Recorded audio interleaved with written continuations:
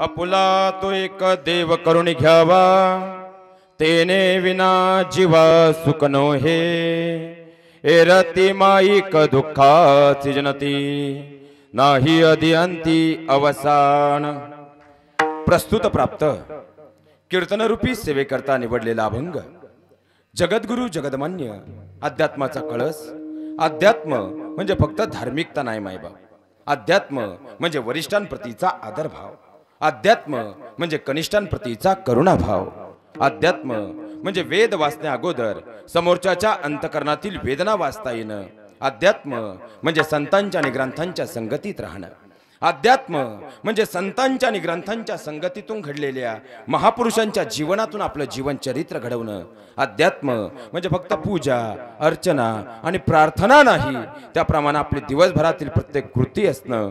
एकंदरीतच अध्यात्म म्हणजे सकाळी उठल्यापासून रात्री झोपेपर्यंत आपलं प्रत्येक कार्य हे प्रामाणिक आणि पारदर्शक पद्धतीने करणं. अशी कलियुगातील मानवाला मोक्षाकडे जाणारी साधी सरळ आणि सोपी वैवाट निर्माण करून देण्यासाठी ज्यांनी गाथा या प्रकरणातून 5वा वेद निर्माण केला, त्या जगद्गुरु तुकोबारा यांचा 4 चरणांचा बहुतेकांच्या पाठातील उपदेश या प्रकरणातील अभंग माझ्या अल्पमतीनुसार चिंतन निरूपण सेवेकरता निवडलेला आहे. विठ्ठल विठ्ठल विठ्ठला विठ्ठला विठ्ठला विठ्ठला विठ्ठला. या अभंगावर माझ्या अल्पमतीनुसार चिंतनरूपी सेवा प्रस्तावित करत असताना प्रस्तावना द्यायची ती अशी. सालावाद प्रमाणे सुरू असणारा हा अखंड हरिनाम सप्ताह जवळजवळ 71 वर्षाची फार मोठी पुरातन आणि सांस्कृतिक परंपरा आपल्या गावाला लाभलेली आहे. तीच परंपरा खऱ्या अर्थाने 71व्या वर्षापर्यंत आपल्या या सप्ताहालाही लाभलेली आहे. आणि त्या निमित्तानं अवतरलेली ही पंढरी आणि या पंढरीमध्ये माझ्यासारख्या पामराच्या वाट्याला आलेली आपणा सर्वांच्या प्रेमानं आलेली ही सेवा खऱ्या अर्थानं ज्यांच्या कृपाशीर्वादाने या ठिकाणी येण्याचा योग आला ते श्री चंद्रकांत दादा देवाडे असतील, श्री गजानन दादा असतील, गजानन दादा देवाडे, श्री किरण दादा देवाडे असतील, श्री सागर दादा देवाडे असतील, त्याचप्रमाणे आमचे परममित्र श्री प्रवीण दादा शिंदे असतील. या सर्वांच्या कृपाशीर्वादाने या ठिकाणी येण्याचा योग आला. या सप्ताहाची कारणीमीमांसा 71 वर्षामध्ये जात असताना खऱ्या अर्थानं या ठिकाणी एक परंपरा आहे. जागृत देवस्थान खऱ्या अर्थानं साक्षात महादेवांचं भगवान परमात्म्याचं या ठिकाणी आहे. आणि त्यांच्या कृपा आशीर्वादानं आपणा सर्वांनी आपल्या संस्कारांची फळं या ठिकाणी दडवलेली आहेत. आणि प्रत्येकाच्या घामाचे थेंब या सप्ताहाच्या रूपाने या ठिकाणी दडलेले आहेत. म्हणून एकदा जोरदार कडाडून टाळ्या आपणा सर्वांसाठी झाल्या पाहिजेत. त्याचप्रमाणे ज्यांच्यामुळे खऱ्या अर्थाने या आवाजाला ध्वनिरूप प्राप्त झालं ते ध्वनिव्यवस्था करणारी मंडळी, खरोखर दादा आपली सिस्टम अत्यंत चांगली आहे. एकदा कडाडून जोरदार टाळ्या त्यांच्यासाठी झाल्या पाहिजे. कारण परवा रात्री मुंबईत होतो, इको मिळत नव्हता. म्हटलं दादा थोडा इको द्या. इको बाजूला खोली होती, ते खोलीत धावत गेलं. आपल्या तर डोक्यात मुंग्या आल्या. म्हणलं आता खोलीत गेलं मग मोठ्या मशीन येतं काय नाही. 2च मिनिटांनी धावत आला. म्हटलं महाराज ही घ्या इको भद्रदंती. मग इको लावणाऱ्यालाच कधी कधी इको कळत. पण दादा आपली सिस्टम खरोखर अत्यंत चांगली आहे. आपले मनपूर्वक ऋण व्यक्त करतो. त्याचप्रमाणे ज्यांच्यामुळे या नामयज्ञ सोहळ्याला साक्षात भगवंताचा परमात्म्याचा आशीर्वाद प्राप्त झाला ते महाराष्ट्रातील समस्त नामवंत गायक वादक टाळकरी विनेकरी ही सगळी मंडळी एकदा कडाडून जोरदार टाळ्या या सगळ्यांसाठी झाल्या पाहिजेत. कारण एक वाक्य थोडं जबाबदारीने बोलून जातो महाराज. कोणत्याही गावात जा 4 कीर्तनकार तरी असतात, पण 8 गावातून एकच पखवाद वादक आणि 12 गावातून 2च गायके महाराज. ही मूर्ती युट्यूबला तुम्हाला कुठेही सापडते, पण या टोळीची जमवाजमव केल्याशिवाय हा महादेव उभा करता येत. विठ्ठल विठ्ठला विठ्ठला विठ्ठला. दूरदर्शनवरती जर आपण अजय अतुलचं एखादं गाणं पाहिलं तर पप्या का पाहतो, पप्या तोपक तोपक. पण त्यामागे त्यांचा 18 तासाचा रियाज असतो. माझ्या महाराष्ट्राचा हा शेतकरी, माझ्या महाराष्ट्राचा हा वारकरी आणि धर्मावर संकट आलं तर होतो धारकरी. आपल्या शेतामध्ये नोकरीमध्ये दिवसभर काम करत राहतो. असेल ती चटणी भाकर खाऊन दिवसभर कष्ट करतो. पण ज्यावेळेस नामयज्ञ सोहळ्याला उभा राहतो असा काही स्वर प्रतिबिंबित होतो. भगवंताला सुद्धा तो ऐकावाच लागतो. माझ्या महाराष्ट्राचा हा शेतकरी, माझ्या महाराष्ट्राचा हा वारकरी, धर्मावर संकट आलं तर होतो धारकरी. दिवसभर आपल्या नोकरीमध्ये शेतामध्ये काम करताना त्यांच्या हाताला गठ्ठे पडलेले आहेत, पण ज्यावेळी पखवादावर थाप टाकतात अशी काही थाप पडते, भगवंताला सुद्धा ती ऐकावीच लागते. एकदा कडाडून जोरदार टाळ्या या सगळ्यांसाठी झाल्या पाहिजेत महाराज. आणि तुम्ही म्हणाल महाराज 9:30 काटा गेला, 9ला कीर्तन सुरू झालं, 9:30 वाजले, तुम्ही आम्हाला टाळ्याच वाजवायला लावल्या. पण एकदा जोरदार टाळ्या होऊनच जाऊ द्यात महाराज. या सगळ्या टाळ्या तुमच्यासाठी आहे महिला वर्ग. कारण 7 वाजता मिसेस मुख्यमंत्री, 7:30ला तुझ्या तजी रंगला, 8 वाजता माझ्या नवऱ्याची बायको, आणि 8:30ला ते नवीन आला आता सासूच्या लग्नात सुनबाई कलवरी.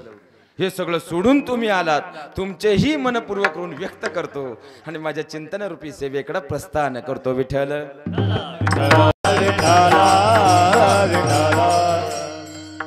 चिंतनाला मर्मस्पर्श करण्या अगोदर 2 प्रश्न आहेत मायबाप.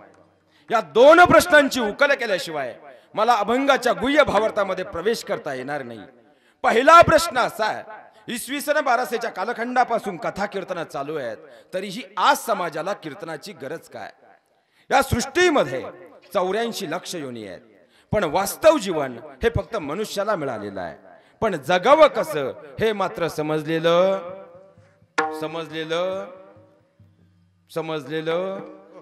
84 लक्ष योनीत प्रत्येक प्राणी आडवा आहे महाराज, पण चालायला सरळ आहे. आणि एवढा एकच सरळ आहे, पण चालायला आडवा आहे. पण जगणं कसं असावं आणि जगणं संपलं इहलोकीचा प्रवास कसा करावा हे शिकवण्याचं कार्य करतं ते कीर्तन असतं. एखाद्यानं वाईट कृत्य केलं त्याला शासन करणारी व्यवस्था शासन व्यवस्था आहे, पण त्यानं ते वाईट कृत्य करूच नये म्हणून त्याच्यावर संस्कार बिंबवणारी व्यवस्था म्हणजे संस्कार व्यवस्था आहे. आणखी सोपं करून सांगू का आपल्या जुन्नरच्या भाषेत? गुड्डी गड्ड्यासोबत पळून गेली, तिला शोधून आणणारी व्यवस्था म्हणजे शासन व्यवस्था आहे. पण गुड्डी गड्ड्यासोबत पळूनच जाऊ नये म्हणून तुझ्यावर संस्कार बिंबवणारी व्यवस्था म्हणजे संस्कार व्यवस्था आहे. देह हे धन तेथे मनुष्याचे काय आहे. अहो, येताना आपण काही आणलं नाही, जाताना काही नेणार हा तुमचा माझा भ्रम आहे, आणि आज आपलं काही आहे हा सुद्धा वास्तव भ्रमच आहे. पण वाक्य उलट करूयात, येताना घेऊन आलो ते आपलं प्रारब्ध होतं, आज करतोय ते क्रियामान कर्म आहे, आणि घेऊन जाणार आहोत ते आपलं संचित आहे. मग संचिताचं गाठोडं जर व्यवस्थित बांधायचं असेल तर आज आम्हाला क्रियामान कर्म व्यवस्थित करावं. त्यासाठी संस्कार अत्यंत महत्वाचे, आणि आज मितीला संस्कार व्यवस्थेचं सर्वात मोठं एकमेव विद्यापीठ म्हणजे कीर्तन आहे. विठ्ठल विठ्ठला विठ्ठला विठ्ठला. दुसरा प्रश्न असा आहे, आता सध्या प्रत्येक गावात एक नवीन जमात आली महाराज. मनुष्य इंगळे अति दारुण मज नांग्या मारिल्या तिने. एकनाथ महाराजांना मारल्यात. आपली काय अवस्था आहे सध्या? या खळांनी नवीन आवाज उठवला. हे खळ सोपे राहत नाही महाराज. माणसानं जर विंचू पाहिला तर त्याला घाम येतो, पण त्याच विंचवानं जर पाल पाहिली त्याला घाम फुटतो. पण त्याच पालीनं जर कोंबडी पाहिली ब्लड प्रेशर हाय होतो, आणि त्याच कोंबडीनं जर माणूस पाहिला जाग्यावर टेकून मरती. 180 ने. आणि तो हा सोपा नाही. हे असे जे काही खळ आहेत यांनी सध्या नवीन आवाज उठवला महाराज. हे कीर्तनाला कधीच येत नाहीत, पण जाणाऱ्याला म्हणतात कीर्तनकारांनी मांडलाय सांगायचा धंदा, आणि आपला झाला ऐकायचा धंदा. एवढ्या वर्ष कीर्तन चालू आहेत, पण समाज सुधारला का? आता महाराज या वर्षी आपल्या जुन्नरला पावसानं चांगलं झोडपलं. या वर्षी 3 महिने उशिरापर्यंत पाऊस चालला, आणि गॅस्ट्रोची साथही आपल्याकडे चांगली आली होती. योगायोग असा आळे फाट्यावर एका दवाखान्यात बसलो होतो, एक पेशंट धावत आला. म्हटलं महाराज डॉक्टर कुठे? म्हणला आहे बा आतमध्ये. मग म्हणला डॉक्टरांच्या जवळ गेला. डॉक्टरांना म्हणला डॉक्टर साहेब अहो मरण परवडला, मरण नुसत्या जुलाबन नुसत्या उलट्या. डॉक्टर म्हणले आडवा झोप, डोळे मोठे कर, जीभ बाहेर काढ, काळजी करू नको, हे इंजेक्शन घे, गोळ्या थोड्या महाग आहेत, वेळेत 3 दिवस घे, फक्त दाखवायला 3ऱ्या दिवशी ये. आणि योगायोग असा 3ऱ्या दिवशी मी तिथंच बसलो होतो. पहिला आता उभा आला, आता आडवाच होऊन आला. बाहेरूनच म्हणला डॉक्टर साहेब दवाखाना बंद करा, हॉस्पिटल बंद करा. पहिला 2 वेळा जात होता, आता बाहेरच येत नाही. डॉक्टरच्या तर डोक्यात मुंग्या आल्या भाऊ. अरे 500ची एक गोळी दिली तुला, दोन एकदम घेतलं तर कायमचं बंद होतंय आणि तुला फरक पडा नाही भाऊ. डॉक्टरनी जरा घाबरत विचारलं, पण दादा गोळ्या वेळेत घेतल्या ना? तो म्हणला, डॉक्टर साहेब काय त्या गोळ्या दिल्या? नुसत्या कडू कडू कडू सगळ्या घेतल्या आणि खिडकीतून टाकून दिल्या. डॉक्टरनी डोक्याला हात लावला, अरे वेड्या, गोळी कडू असो नाही तर गोड असो, ती जर पोटात गेली तरच काम करणार आहे. वाक्य पुन्हा ऐका, गोळी कडू असो नाही तर गोड असो, ती जर पोटात गेली तरच काम करणार आहे. आपल्याला वाटतं बा ही तरुण पोरं कीर्तनाला येतात.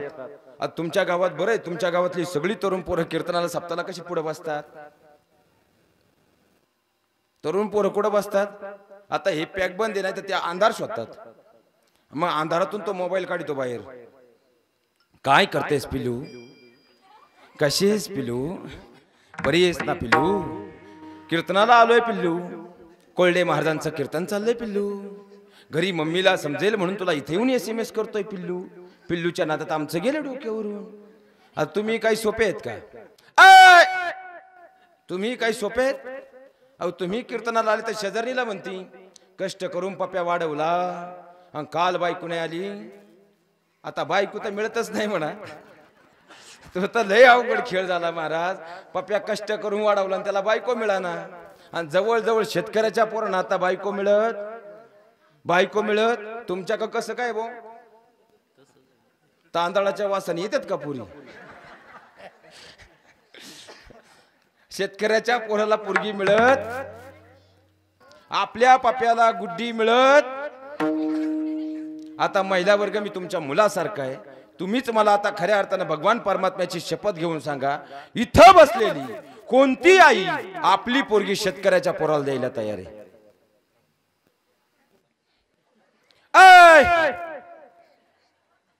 आपली गुड्डी फ्लॅट मध्ये गेली पाहिजे, पण आपल्या पप्याला गुड्डी मिळाली पाहिजे. बरं जाऊ दे, महादेवाची कृपा झाली, यंदा तो पप्या पिवळा झाला. मग ह्या सप्त्याला तरी तो गपरावा ना. तू याही सप्त्याला गपरायनी तू शेजारीला म्हणती 200 रुपयाने दुसऱ्याच्या बांधव काम करून पप्या वाढवला आणि काल बायको आली तर बायकोच्या पदराखाली गेला. या नादात आमचं गेलं आजपर्यंत डोक्यावरून. तुम्ही हसता महाराज, तुम्ही काही सोपे आहे का? तुम्ही सप्त्याला आले का तंबाखू चुना काढला का शेजारी असा पाहता याची पोरगी लग्नाला आहे. पाऊस पाणी यंदा चांगला आहे, पीक चांगलं आलंय, तुमची पोरगी लग्नाला आहे कळलं ना. आपल्या घरी तर दिवटा जन्माला आलाय. यंदा आहे कर्तव्य. आता तुळशीचं लग्न झालंय, मग यंदा करून टाकू. तो नामपरला गावातून गेला तर काला झाल्यावर गावात आला.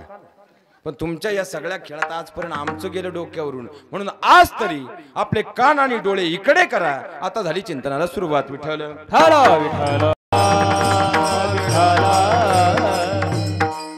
या अभंगाद्वारे जगद्गुरु तुकोबाराय तुम्हा आम्हाला तो भगवान परमात्मा आपला असा करण्याचा उपदेश करतात.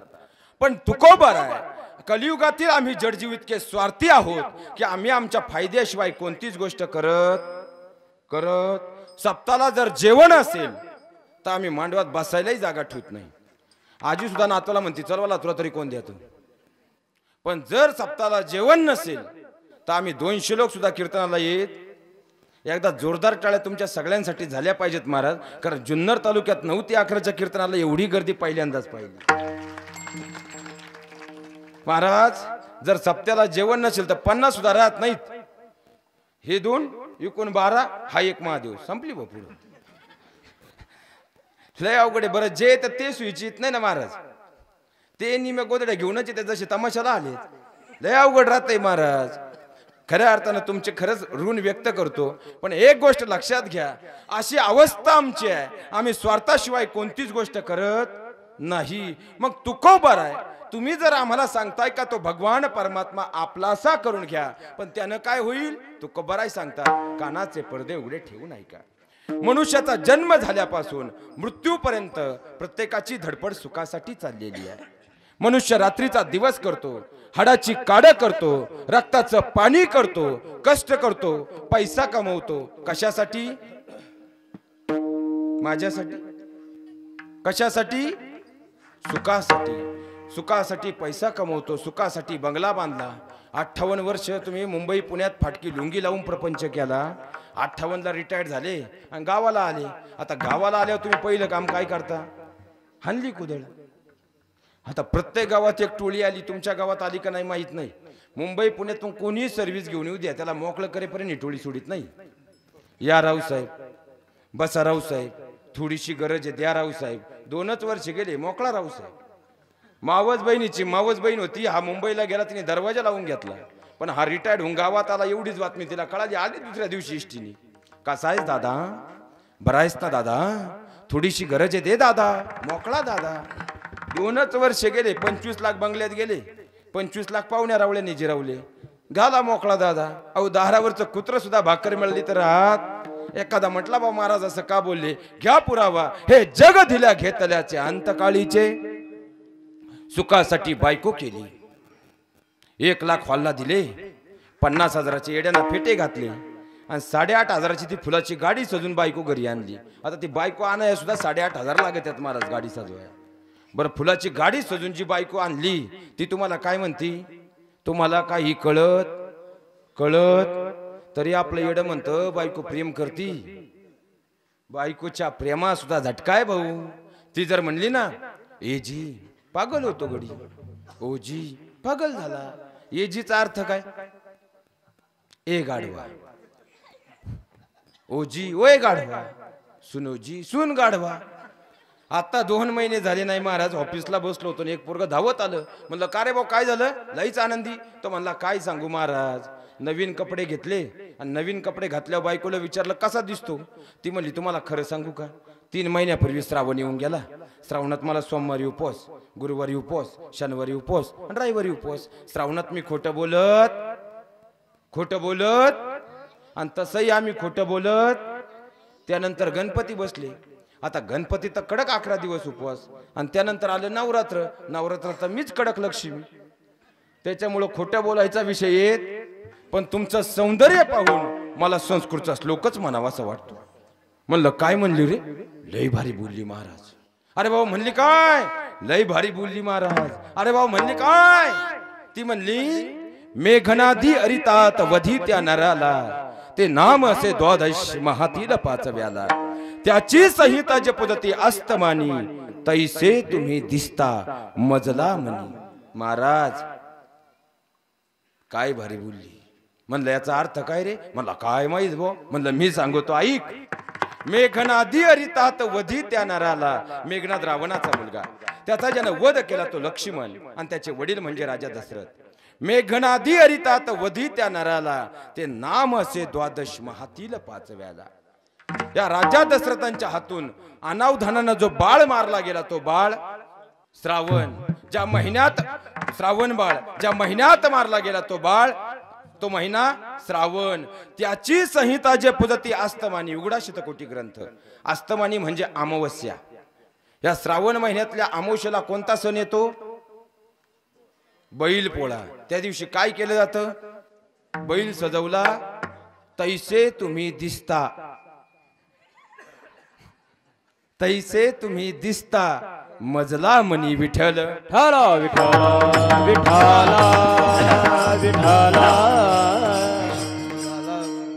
सुखासाठी पप्या जन्माला आला. तोच पप्या आपटाळेच्या चौकात जाऊन म्हणतो माझ्या बापानं माझ्यासाठी काही केलं. सुखासाठी गुड्डी जन्माला आली. ती 15 वर्षाची झाली. बापानं पतपिढीचं कर्ज काढून तिला डिप्लोमाला पाठवली. ती तिकडल्याच कॉलेजच्या गेटवरून गड्ड्याला घेऊन गेली. आपल्या नावासकट आडनाव बदलून आली. सुखासाठी बाण कोरले.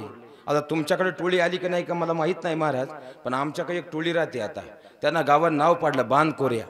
जुन्नर तालुक्यातल्या कोणत्याही गावात जा तुम्ही, ग्रामपंचायतीच्या तंटामुक्तीचा अध्यक्षाला भेटा, 80% प्रकरण फक्त बांधांवरून येत. बरं, ज्यांनी बांध कोरले हे तरी नीट मारावा ना महाराज. याच्या वावरात जर ट्रॅक्टर घुसला तर शेजाराला घाम फुटतो. हे लय अवघड राहते. बरं, हे बांध कोरणारी 10 गुंठे 2 एकर 4 एकर तो पगतही नाही बांधक. 5 एकर 10 एकर 15 एकर 20 एकर यांनी तडाखा लावलाय बांध कोरायचा सध्या. याच्या वावरात ट्रॅक्टर आला का शेजाराला घाम फुटला. बरं, हा गेला तर सरळ नाही गेला. हा गेल्यावर पहिल्या पोराने याचा अंगठा घेतला आणि मग रडायला सुरुवात केली.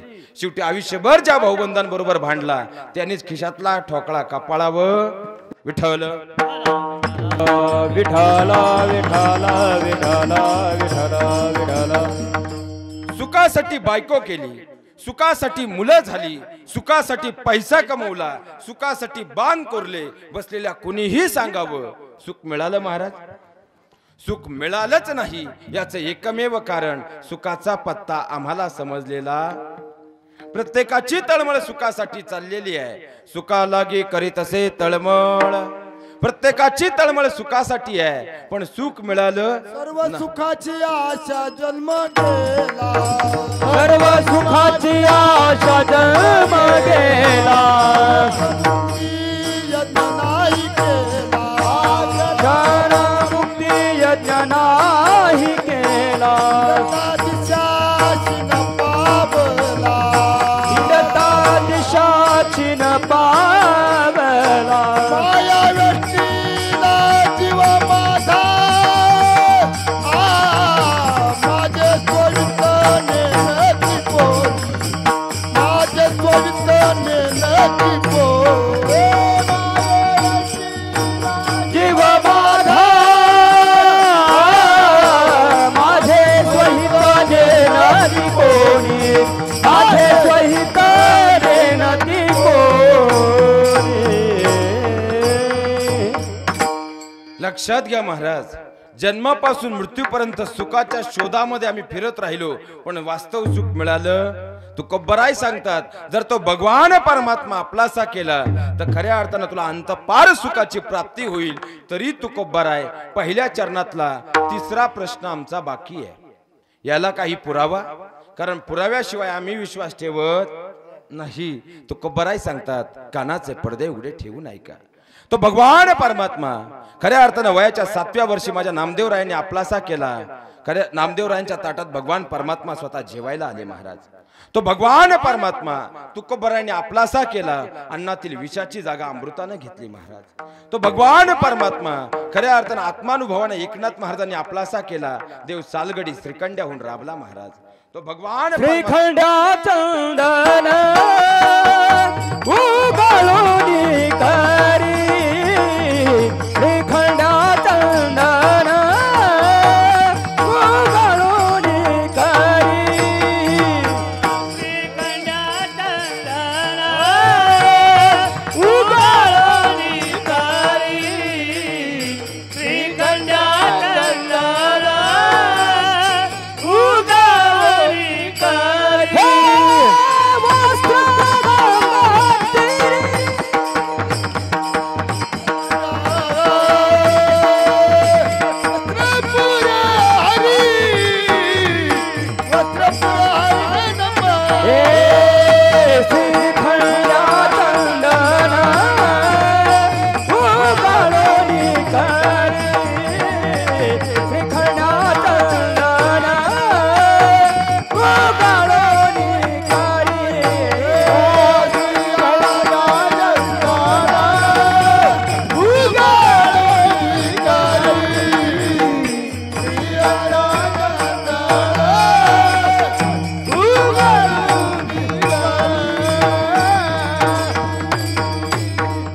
लक्षात घ्या महाराज, आत्मानुभवाने एकनाथ महाराजांनी तो भगवान परमात्मा आपलासा केला.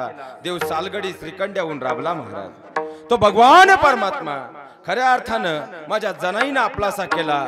जनाईचं दळण काढायला स्वतः भगवान परमात्मा स्वतः आले महाराज. तो भगवान परमात्मा सखूनं आपलासा केला. सखूसाठी भगवान परमात्मा स्वतः संत सखू होऊन आले महाराज. म्हणून जगद्गुरु तुकोबराय तुम्हा आम्हा कलियुगातील जडजीवांना उपदेश करतात की जर अंतपार सुखाची प्राप्ती करायची असेल तर तो भगवान परमात्मा आपलासा करून घ्या. अभंगाच्या प्रथम चरण. आपुला तो एक देव करुणी गावा, आपुला तो एक देव करुणी गावा, आपुला तो एक देव करुणी गावा, आपुला तो एक देव करुणी गावा, आपुला तो एक देव करुणी घ्यावा,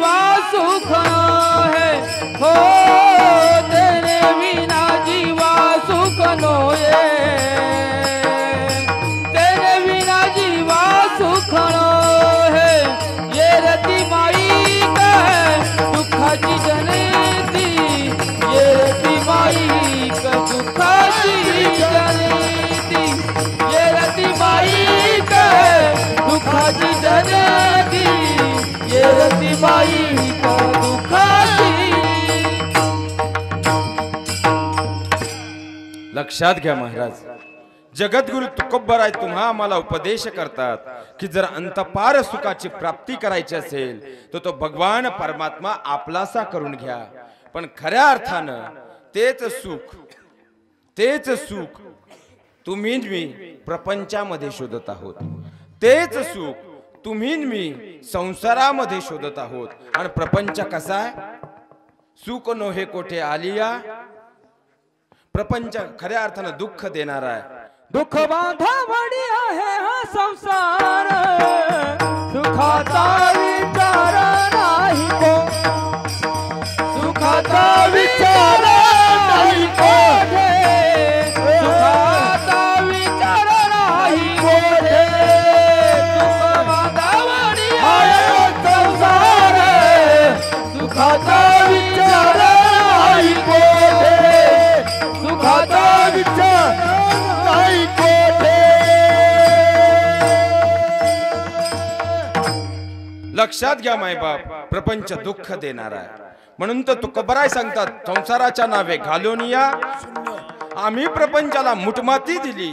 मग तुकोबराय पुन्हा आमचा प्रश्न जागृत होतो की जर तुम्ही म्हणताय प्रपंच दुःख देणारा आहे, प्रपंच वाईट आहे, तर तुमच्यासह तो आदी संतांनी केलेला, मग तुमचं हे बोलणं दुटप्पीपणाचं होत नाही का?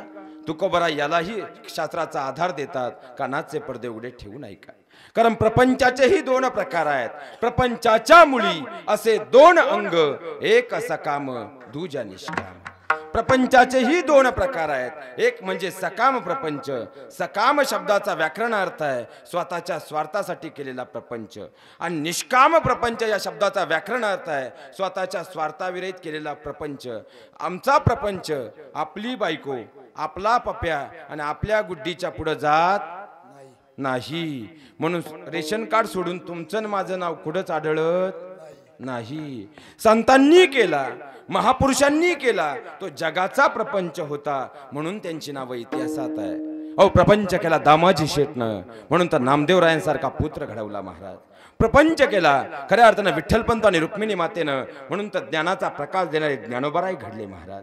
प्रपंच केला कनकाई मातेनं आणि बोल्लोबांनी, म्हणून तर पाचवा वेद निर्माण करणारे तुकोबराय घडले महाराज. आणि प्रपंच केला खऱ्या अर्थानं मासाहेब जिजाऊ आणि शहाजी राजांनी, म्हणून तो लोक कल्याणकारी स्वराज्य निर्माण करणारे शिवराय घडले महाराज. शिवराय घडले. या महामातांनी, महापुरुषांनी आपला प्रपंच असा केला, आपली लेकरं अशी घडवली की त्या लेकरांनी समाज घडवला महाराज. आणि आपली लेकरं, आपली लेकरं आता लेकरांचं काय घेऊन बसले महाराज? आईच दर रविवारी पार्लरला आहे. पुरी कोण काय जे हरीची अपेक्षा ठेवता? बरं, आम्ही बोलल्यावर राग येतो. आपल्याला तरी काय करायचे बो? ॲब्रो करते, ॲब्रो. आता ॲब्रो काहून करीत असावं बो? या घरात घुसताना दरवाजाच्या फटीत अडकत आहेत का माहेर जाताना इष्टीच्या दरवाजात गुतत आहेत? पण आईच दर रविवारी पार्लरला असेल, पोरीकून काय जे हरीची अपेक्षा ठेवता महाराज? बरं, एखाद्याला राग आला तर पुरावा देतो. येतं वडीलच जे करती तया नाम. आज आपलं पोरग जर आपल्याला उलट बोलत असेल का, तरी त्यानंही त्याच्या आजोबांना म्हणजे तुमच्या वडिलांना उलट बोलताना ऐकलेलं. जाऊ द्या महाराज, विषय निघाला म्हणून बोलतो. आज आमची संस्कृती इतक्या खालच्या थराला गेली की पूर्वंपार काळापासून विश्वाचं सार सामावलेला आई हा शब्द जन्मदातीला लागू पडायचा. आता काळ बदलला. आईची मम्मी, मम्मीचा मम्मा, मम्मीचा मॉम कधी झाला आमचं आम्हालाच कळलं. टॉप जीनच्या काळात आज आईचा पदर हरवला आणि गदर झाला. नवीन पिढीत बदल झाला. अहो, मुलांवरती पहिलं गर्भसंस्कार हे आईच्या उदरात होतं. कुरुक्षेत्रात कसं घुसायचं आणि चक्रव्यूह कसा भेदायचा हे अभिमन्यू आईच्या गर्भात शिकला. झोप लागली जन्मदातीला, अभिमन्यू संपला. आताची आमची अवस्था काय आहे? ज्यावेळी मासाहेब जिजाऊंच्या गर्भामध्ये शोभाराजे आकार घेत होते, त्यावेळी मासाहेब काजू बदाम उघडून पित नव्हत्या. माझं लेकरू जुन्नर तालुक्यात गोरपान जन्माला यावं म्हणून. ज्ञानाचं बाळकडू आपल्या राजांना पाजत होत्या, कुळाचा अभिमान बांधवत होत्या. आता तुम्हाला वाटत नाही का बो, खऱ्या अर्थानं शिवरायांची भूमी म्हणजे जुन्नरची प्रांत आहे आणि या ठिकाणी आपला जन्म झालाय. कितीतरी जन्मांचं भाग्य आहे. मग आपल्याही पोटी उद्याचे शिवराय जन्माला यावेत. आपल्याही पोटी उद्याचे विवेकानंद जन्माला यायला हवेत, आपल्याही पोटी उद्याची रुक्मिणी जन्माला यायला हवी. फॅरन लवलीचा जमाना आहे महाराज. आपल्याला वाटतं आपली मुलगी विश्वसुंदरी म्हणून घडावी. आता इथं एवढा सुंदर सोहळा चालू आहे, एवढी सुंदर पंढरी 71व्या वर्षामध्ये खऱ्या अर्थाने अनुभवतो आहे. आणि यामध्ये सगळ्या ज्येष्ठांच्या आशीर्वादानं तरुणाईचं कार्य सुद्धा अनमोल आहे. एकदा जोरदार काढून टाळ्या सगळ्यांसाठी झाल्या पाहिजे. पण एवढी सुंदर पंढरी या ठिकाणी अवतरलेली आहे. आणि नाणे घाटला आता शूटिंग चालू असतात चित्रपटाची. मग 2-3 अभिनेत्री इकून जातात, त्यांना कळलं बो कोल्डे महाराजांचं कीर्तन आहे आणि एवढी सुंदर आता सोहळा चालू आहे, मग आपण भेट द्यायला इथे येऊ. आणि एवढीच बातमी जुन्नरच्या चौकात गेली. जुन्नरच्या चौकात माणूस सापडेल महाराज, माणूस सापडेल. सगळे कुठं असतील, सगळे कुठं असतील, सगळे इथं असतील. पण इथं एकच विचार करा, महिला वर्ग मी तुमच्या मुलासारखा आहे. ज्यावेळेस ही अभिनेत्री समोरून येत असेल ना, कुणीतरी शिट्ट्या वाजवत असेल, कुणी काहीतरी गलिच्छ कमेंट पास करत असेल आणि कुणाची तरी विक्षिप्त नजर तिच्या शरीरावर फिरत असेल, आम्हाला वाटतं आमच्या मुलींकडे त्या नजरेनं पाहायला जावं. आपल्या मुलीला कधीही विश्वसुंदरी बनवण्याचा अट्टास करू नका. बनवायचंच असेल आपल्या मुलीला संस्कार सुंदरी बनवा. मायबाप, संस्कार सुंदरी बनवा. कारण खऱ्या अर्थानं हे जग जिच्या पाया पडतं तिला सीता म्हटलं जातं, तिला मीरा म्हटलं जातं, तिला मा साहेब जिजाऊ म्हटलं जातं. मग रूपाच्या सौंदर्यतेला महत्व नाही का? असंही मी म्हणणार नाही. आपल्याला वाटतं बा तरुण पोरं सप्त्याला दिसत नाही, आपल्यापेक्षा मोठा सप्ताह राहतो महाराज यांचा. आला 1.5 महिने आता. फेब्रुवारी महिन्यातल्या 14 तारखेला यांचं काल्याचं कीर्तन राहतं, व्हॅलेंटाईन डे. आणि त्या दिवशी जर देवी प्रसन्न झाली, आली मॉडेल घरी, 1 कॅडबरी 1 पावभाजी आली घरी. बायको गोरी पान पप्यानं आणली, पण जर त्या स्वभाव चांगला नसेल, ती ज्या घरात जाईल त्या घराचा स्वर्ग होईल का नरक? आणि एखादी सावळी मुलगी असू द्या, पण जर स्वभाव अत्यंत चांगला असेल, ती ज्या घरात जाईल त्या घराचा स्वर्ग होईल का नरक? कारण गुणांची सौंदर्यता काळानुसार वाढत जाते आणि रूपाची सौंदर्यता काळानुसार कमी होत जाते. आम्ही कोणत्या सौंदर्यतेला महत्त्व देतोय विचार करायला हवा. मी दिसते कशी, यापेक्षा मी वागते कशी, आल्या गेल्या पाहुण्यांचा आदरातिथ्य करते कशी आणि माझ्या सासऱ्यांबरोबर राहते कशी, याला तुम्ही प्राधान्य देणं काळाची गरज आहे. अहो, आम्ही किती स्क्वेअर फूटच्या घरात राहतो आणि किती मोठ्या बंगल्यात राहतो, या गोष्टीला जीवनात कधीच किंमत देऊ नका.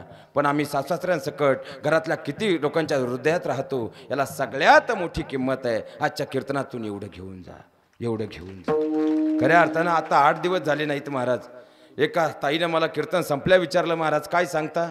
सासऱ्यांची सेवा करा. माझी सासू एवढी फटकळ आहे, मी घरात गेलं का ती लगेच चालू होतं तिचा टेप रेकॉर्डर. आणि सासरे तर एवढे हुशार आहे, माझ्या समोर बसलेले असले का म्हणतात, कशीच बाळा, बरी आहेस ना बाळा, तब्येत काय म्हणते बाळा? पण मी एकदा बाहेर कामाला गेले, माझ्याच आहेरात आलेल्या सोफा सीटवर सासूबाई शेजारी बसले, फुसफुस फुसफुस, फक्त फुसफुस. म्हणून या दोघांनाही उचललं आणि वृद्धाश्रमात नेऊन ठेवलं. सांगा महाराज काय चूक केली? म्हटलं ताई तुझं अगदी बरोबर आहे, मान्य करतो तुझी सासू फटकळ आहे, हेही मान्य करतो तुझे सासरे फटकळ आहेत. पण ताई फक्त एका प्रश्नाचं उत्तर दे, तेच जर तुझे आई वडील असते आणि असेच फटकळ असते, त्यांना वृद्धाश्रमात नेऊन ठेवलं असतं का? आजच्या कीर्तनातलं दुसरं वाक्य, तुळशीचं लग्न लागलं. आता लग्न करताना आपल्या मुलीला कधीच हे आजपासून शिकू नका, तुझं घर बदलणार आहे. आजपासून तिला एकच गोष्ट सांगा, बाई तुझ्या घराबरोबर तुझं मन तुला बदलावं लागणार आहे. कारण तू ज्या घरात जाणार आहे त्या घराचा स्वर्ग करायची तुझ्या खांद्यावर जबाबदारी आहे, खांद्यावर जबाबदारी आहे. तुम्हालाही भाऊ आहे ना, तुमच्या भावानं जर तुमच्या आईला घराबाहेर काढलं तुम्हाला कसं वाटेल? आणि मग तुम्ही मला सांगा का कसं वाटेल? कसं वाटेल? वाईट वाटेल ना. आणि मग तुम्ही आपल्या सासऱ्यांना ज्यावेळी त्रास देता त्यांना कसं वाटत असेल? विचार केलाय मी, विचार केलाय. अहो, खऱ्या अर्थानं रक्ताचं पाणी करून त्यांनी आपलं सासर घडवलं आणि रक्ताचं पाणी करून आपला नवरा घडवला. ते सासरे आपले आई वडील नाहीत का? मुलींनो, भावाच्या नात्यानं दुसऱ्यांदा विनंती करतो, लग्न करताना कधीच आपलं घर बदलू नका, आपलं मन बदला. कारण तुम्ही ज्या घरात जाणार आहात त्या घराचा स्वर्ग करायची तुमच्या खांद्यावर जबाबदारी आहे. आता सुनबाईला बोलल्या बरोबर सासा जाग्या झाल्या. भाऊ त्या आतापर्यंत अशा झोपल्या होत्या, ढेकरत देत होत्या का नु?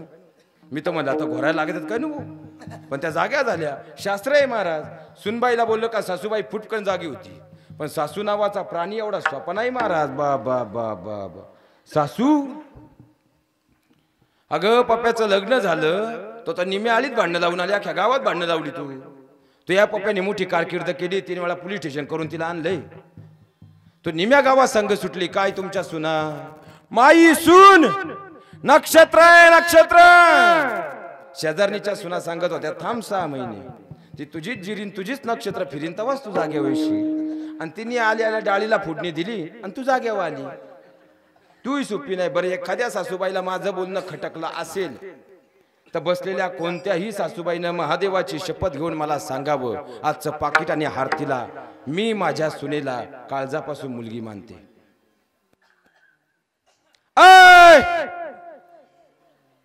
मी माझ्या सुनेला मुलगी मानते. आपल्या मुलीकडून जर आपल्या मुलीला गोल चपाती बनवता आली नाही ना आपण तिचा हात धरतो लाटणं पळपट घेऊन तिला चपाती बनवायला शिकवतो. पण आपल्या सुनेकडून चपातीचा नकाशा चुकला आपण तिच्या आई वडिलांचा उद्धार करतो. आपण खरंच तिला आपली मुलगी मानतो का? आपल्या मुलीकडून एखादी चूक झाली घराचा दरवाजा बंद करून असेल तो विषय घरात मिटवतो. पण सुनेकून एखादी चूक झाली आपण शेजारच्या घरी जाऊन तिच्या नावाचा गजर करतो. आपण खरंच तिला आपली मुलगी मानतो का? स्वर्ग नरक कुठं वरती नाही तो त्याची जीवनात कधी अपेक्षाही धरू नका. स्वर्ग नरक म्हणजे आपल्या घराची 2 दारं आहेत. ज्या घरामध्ये सासू सुनेचं नातं भक्कम आहे ते घर म्हणजे स्वर्ग आहे. जिथं सासू सुनेचं पटत नाही ते घर म्हणजे नरक आहे. अहो महाराज महाराष्ट्रभर फिरताना आम्ही अशी काही घरं पाहिली आहेत महाराज. अवघ्या 3-3 वर्षाची लेकरं आहेत आणि दरवाजात 2-2 तास उभी राहतात का? माझ्या आईकडे गेलो माझ्या आजीला राग येईल आणि माझ्या आजीकडे गेलो माझ्या आईला राग येईल का? आई ना आजी बोलत नाही. महाराष्ट्रातल्या 3 वर्षाच्या लेकराची जर ही अवस्था असेल इथं उभं राहून मी कोणतं मोक्ष आणि अध्यात्म सांगायचं सगळ्यात मोठा प्रश्न आहे. हा दिवसभर करता माणूस तुमच्या घरातला मरमर काम करतो. दिवसभर शेतामध्ये राबतो. संध्याकाळी 6 वाजता घरी आला आणि जर तो बायकोच्या जवळ गेला ना तर आई काय म्हणते 200 रुपयानं काम करून पप्या वाढवला. काल बायको नाही आली बायकोच्या पदराखाली गेला. आणि जर दिवसभर संध्याकाळी घरी आल्यानंतर आईच्या जवळ गेला आईच्या जवळ गेल्यानंतर आई काय म्हणते बायको काय म्हणते आमचे हे चांगले आहेत पण आमचे हे मम्माच बो आहेत. तो म्हणतो आईचाही पदर नको बो बायकोचाही पदर नको बो. चला गावातल्या कट्ट्यावर. आता संध्याकाळी 9:30च्या पुढे कट्ट्यावरच्या अवलादी सोप्या राहतात का मारा? निम्या 90 हाणेल. घे चमच्याभर घे चमच्याभर घे चमच्याभर. घेतली चमच्याभर आला डुलत घरी. चूक त्या मुलाची. अहो आपल्या घरातलं जसं वातावरण असणार आहे ना अशी आपली पुढची पिढी घडणार आहे. जर आपल्या घरातलं वातावरण योग्य नसेल तर पुढच्या आपल्या 7 पिढ्या मातीमोल झाल्याशिवाय राहणार. एखादा म्हटला बाबा महाराज असं का बोलले? घ्या पुरावा. उडात ज्ञानेश्वरी काढा पहिला अध्याय 36 क्रमांकाची ओवी. जैसे मूळ सिंचिते सहजे शाखा पल्लव संतोषजी. जर मुळाला पाणी घातलं झाडाची पानं फुलं प्रफुल्लित होतात. कुटुंबाच्या मुळाशी संस्कार पेरा 7 पिढ्या घडल्याशिवाय राहणार नाही. विठ्ठल. बरं जाऊ द्या महाराज आलोय तर तुमच्या घरातली भांडणं मिटूनच जातो मी. तुमच्या घरात भांडणं तरी काय आहेत? असं आपण समजू बा तुमच्यावर 5 लाख रुपये कर्ज आहे ते असूच शकत नाही. तुमच्यावर 5 लाख रुपये कर्ज आहे तुम्ही टेन्शन घ्याल महाराज. तुम्ही सगळे चेहरे इकडे फिरवाल दिल्लीकडे. आता सरकार स्थापन झालंय येऊ द्या कर्ज माफी. आपण कर्जाचं टेन्शन घे. आपल्या डोक्यात सध्या 2च खटक्या चालू आहेत. तुम्ही तर मानाच वर केले बा आपल्या घरातलं टेन्शन महाराजाला कळलं कसं. पण तुमच्या सगळ्यांच्या डोक्यात 2च प्रश्न आहेत महाराज. पहिला प्रश्न बायको आपला ऐकत. आता एवढ्यात काय वळखणार आहे ती तुम्हाला? बायको आपला ऐकत आणि पोरं आपला ऐकत. तुमच्या डोक्यात सुद्धा एकच खटकी चालू आहे. आपला नवरा आपल्याला काळजात ठेवत नाही. याच्यापेक्षा वेगळं टेन्शन तुमच्या घरात आहेच काय महाराज सांगा?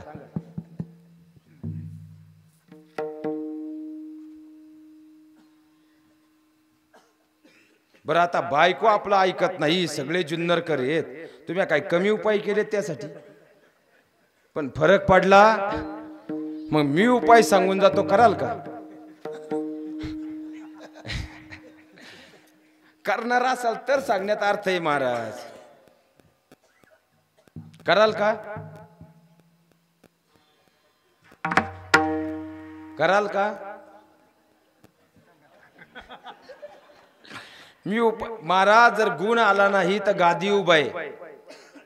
तुमचं पाकिट सुद्धा हात लावणार नाही. मी 21 दिवसांनी पाठवून देईल परत. पण तुम्ही उपाय कराल का?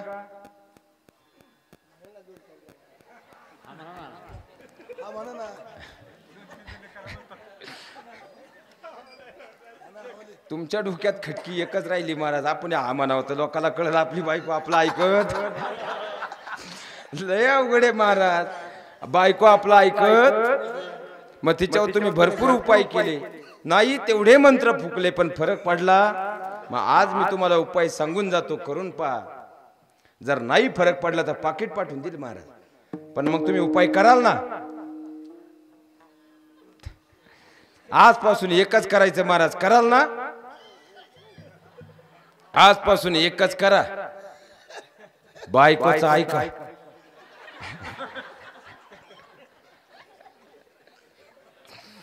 तुम्ही म्हणलं जमाल बुवा, जमला आता. सगळ्यांनी सांगितलं बायकोचं ऐकू नका महाराज. तुम्ही उलट सांगता बायकोचं ऐका.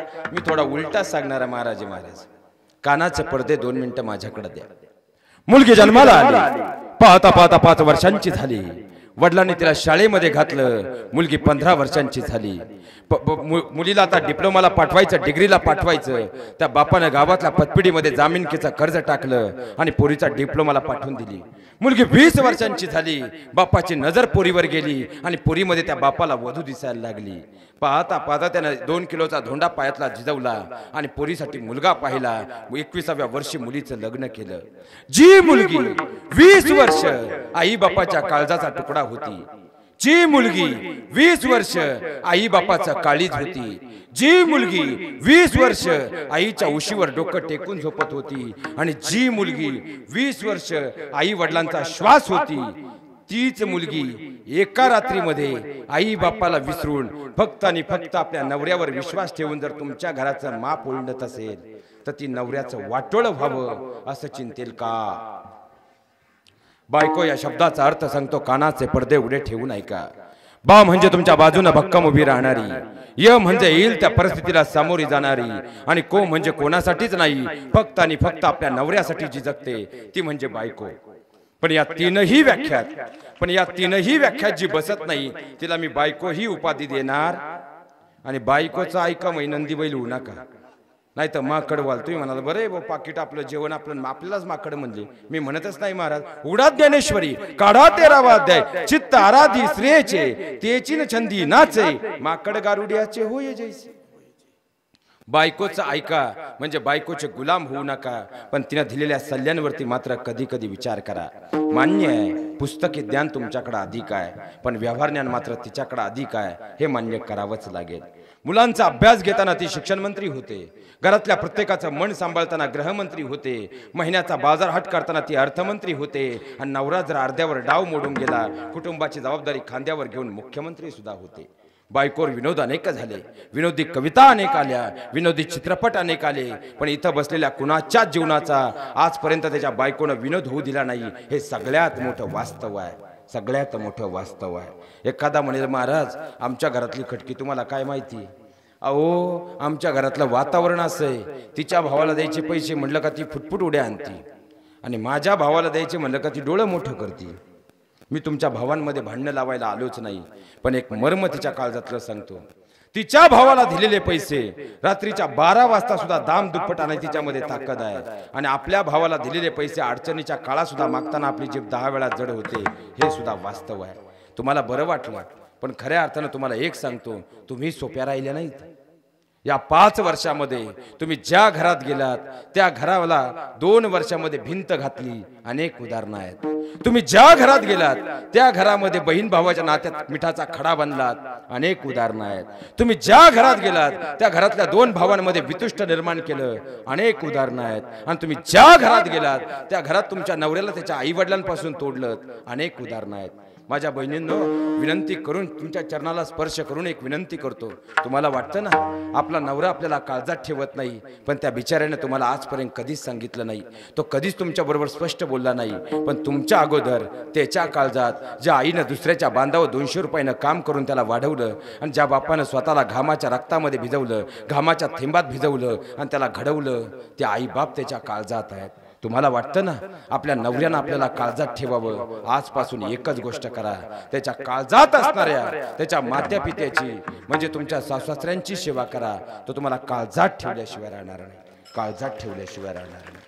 अहो खऱ्या अर्थानं तुम्हाला दुसरी महत्वाची गोष्ट, त्याचा सक्का भाऊ त्याच्याबरोबर भांडत असेल, त्याचा सक्का भाऊ त्याला शिव्या देत असेल, तुम्हाला अनेक पाहुणे रावळे असतील, पण रात्रीच्या 1 वाजता जर वेळ आली तर धावून येणारा फक्त आणि फक्त त्याचा सक्का भाऊ आहे. 2 भावांमध्ये कधी भिंत घालू नका. तिसरी महत्वाची गोष्ट, तुमच्या भाऊजाईने जर तुमच्या भावाला तुमच्यापासून तोडलं, तुम्हाला कसं वाटेल हो? आणि तुम्ही आपल्या नवऱ्याला त्याच्या बहिणीपासून तोडताय. तो लहान होता ना, त्याची बहीण त्याच्या हातामध्ये चॉकलेट देत होती आणि तो दिवसभर ते चॉकलेट खात नव्हता. दुसऱ्या दिवशी परत ताई ताई म्हणत आपल्या बहिणीला देत होता. त्या बहीण भावाच्या नात्यात कधी मिठाचा खडा बनू नका. आणि चौथी आणि सर्वात महत्त्वाची गोष्ट, आपल्या नवऱ्याला त्याच्या आर्थिक परिस्थितीवरून कधी टोचून बोलू नका. त्याला गाव भिकारी म्हटलं त्याला वाईट नाही वाटलं, त्याला समाज भिकारी म्हटला त्याला वाईट नाही वाटलं, पण ज्या दिवशी त्याच्या आर्थिक परिस्थितीवरून त्याची बायको टोचून बोलली ना, तो तुमच्या समोर काहीच बोलला नाही. पण रात्रीच्या 2 वाजता त्याने उशी तोंडात घातली, अंगावर चादर घेतली आणि हमसून हमसून रडला. का मी माझ्या कुटुंबाला पोसायला पात्र नाही का, ही भावना त्याच्या काळजात निर्माण झाली. अहो कधी राजाचा रंक होईल आणि कधी रंकाचा राजा होईल कुणीच सांगू शकत नाही. आपल्या नवऱ्यामागं भक्कमपणे उभे राहा. त्याच्या आर्थिक परिस्थितीवरून त्याला कधी टोचून बोलू नका. एवढ्या 4 गोष्टी जर जीवनात तुम्ही पाळल्यात ना, नवऱ्यासारखा देव माणूस तुम्हाला या जगात सापडणार नाही, या जगात सापडणार नाही. विठ्ठलपंत संसारात आले आणि पाहता पाहता आळंदीच्या धर्म मार्तंडाने आवाज उठवला, अरे संन्यासी माघारी आला. पाहता पाहता आळंदीमध्ये चर्चा झडू लागली. विठ्ठलपंतांनी रुक्मिणी मातेला घेतला आणि सिद्ध बेटावर राहू लागले. पण आळंदीच्या धर्म मार्तंडांनी त्रास देणं थांबवलं नाही. कोणीतरी लेकरांना पाठायचं, अंगामध्ये शिशू करायला लावायचं, कोणीतरी रात्रीची झोपडी पेटून द्यायचं. अरे यातनांचा कल्लोळ विठ्ठलपंत आणि रुक्मिणी माता सहन करत राहिल्या. पण पाहता पाहता दिवस हे पुढे सरकू लागले. याच वेलीवरती मोगरा फुलावा असं संसार वेल फुलली आणि माझा निवृत्ती दादा, माझा ज्ञानदादा, माझा सोपान आणि माझी मुक्ताराणी जन्माला आली. लेकर सूर्याच्या कले कलेप्रमाणे आकार घेऊ लागले. दिवसामागून दिवस जाऊ लागले. एक दिवस मुंज पाहिली आणि बोबड्या बोलत माझी मुक्ताराणी उत्तरती झाली, ज्ञानदादा ज्ञानदादा आपली सुद्धा मुंज होणार का रे, आपली सुद्धा मुंज होणार का रे. आणि ज्ञानदादानं मुक्ताराणीची समजूत काढण्यासाठी सांगितलं, हो ग मुक्ता आपली सुद्धा मुंज होणार. हे शब्द मात्र बाजूला उभ्या असणाऱ्या रुक्मिणी मातेनं ऐकले आणि रुक्मिणी मातेनं मनोमन विचार केला, आपल्या लेकरांचं मुंजीचं वय झालं. आणि त्यांनी सांगितलं, विठ्ठलपंतांना उत्तर ते झाल्या, स्वामी आपल्या लेकरांच्या मुंजी करायला हव्या, आपल्या लेकरांना समाजामध्ये स्थान मिळायला हवं. आणि विठ्ठलपंत पाहता पाहता आळंदीत आले. धर्म मार्तंडांसमोर हात जोडले आणि हात जोडून विनवणी करू लागले. पण आळंदीच्या धर्म मार्तंडाला दया नाही आली. त्यांनी पैठणचा मार्ग सांगितला आणि विठ्ठलपंतांचं एक एक पाऊल पैठणकडे पडू लागलं. पैठणची धर्मसभा भरलेली होती. धर्मसभेत विठ्ठलपंत उभे ठाकले आणि पैठणच्या धर्म मार्तंडाने त्यावर एकच उपाय सांगितला, देहांत प्रायचित्त. विठ्ठलपंतांची पाऊलं माघारी फिरली. एक एक पाऊल आता खऱ्या अर्थानं पुन्हा सिद्ध बेटाकडे जात होतं. पहिलं पाऊल पडलं, डोळ्यासमोर निवृत्ती दादा आला. अरे छोटा आहे माझा निवृत्ती, अल्लड आहे माझा निवृत्ती, काय होणार माझ्या निवृत्तीचं, तापड आहे बरं माझा निवृत्ती. पुढचं पाऊल पडलं, डोळ्यासमोर ज्ञानदादा आला. माझ्या ज्ञानाला देवा कार ज्ञानाला माझ्या पोटी दिला, ज्ञानाचा सागर आहे माझा ज्ञाना, त्याला पोरकं करून जावं लागणार आता. पुढचं पाऊल पडलं, डोळ्यासमोर सोपाना आला, काय होणार माझ्या सोपानाचं. पुढचं पाऊल पडलं, डोळ्यासमोर मुक्ताराणी आली, काय होणार माझ्या मुक्ताचं. अरे छोटासा बाप कसाही असू द्या, पण बापाचा सगळ्यात जास्त जीव मात्र लेकीवर असतो.